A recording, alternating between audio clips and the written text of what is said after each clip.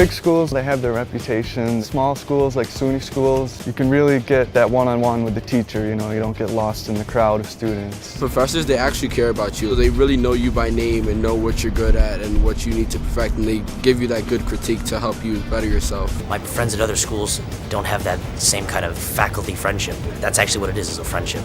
My favorite part of the college is the variety of things you can do here. You're never bored. You go to the gym. At the gym you can play all these different sports. We have Saturday night comedians. We have movies playing. They bring a lot of things to us. For example, in the winter, they have ski trips. I really enjoy the clubs. They give a lot of structure and they provide a lot of opportunities to meet different people and to get involved with everything going on campus. There's always something to do. Always. You could just walk on campus and you'll find something to do. It's a beautiful campus, especially the wall over by Mack Dining Hall. You look out and you can see the mountains for miles, and it's my kind of thing. I love nature.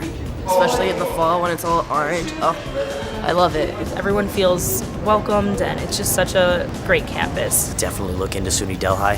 It's a great place to be. It's been great for me.